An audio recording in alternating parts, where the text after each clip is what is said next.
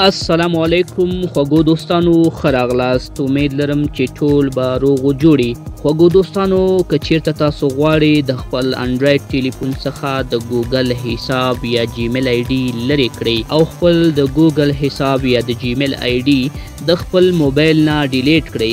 که تاسو غواړئ د خپل د موبایل هارډ ریسیټ کولو وروسته د ګوګل اکاونټ انډراید نه لرې کړئ یا د ګوګل اکاونټ بدل کړئ او د انډراید ټلیفون څخه ګوګل اکاونټ حذف یا ډیلیټ کړئ، نو په دې ویډیو کې به خوږو دوستانو زه تاسو سره مکمله طریقه شریکه کړم چې څنګه د انډراید ټلیفون څخه یا د آیفون څخه ګوګل اکاونټ یا جیمیل آی ډي لرې کړئ.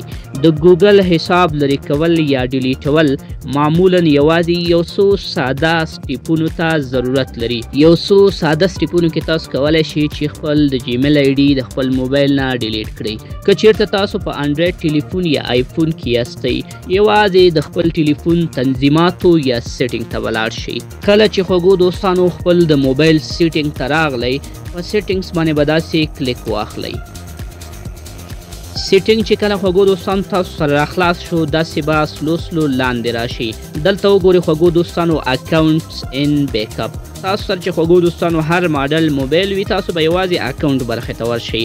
اکاونټس ان بیک اپ باندې به داسې کلیک واخلئ. دلته به بیا هم خوږو دوستانو اکاونټس ان بیک اپ کې په خپله اکاونټس باندې کلیک واخلئ. په اکاونټ هم چې کلیک واخلو، ستاسو مخې ته به خوږو دوستانو ستاسو ټولې جیمیل آیډیانې راشي.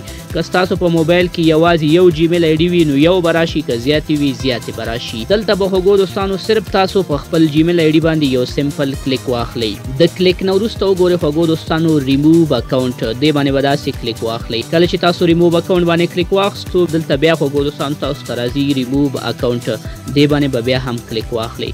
چې کله هم دویم ځل کلیک واخستو، وګورئ خوږو دوستانو چې زموږ سره هماغه جیمیل آی ډي د دې موبایل نه پاکه شوه.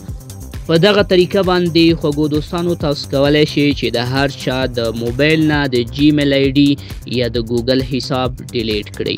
امید لرم خوږو دوستانو چې له دغې ویډیو نه به م څه زده کړي وي.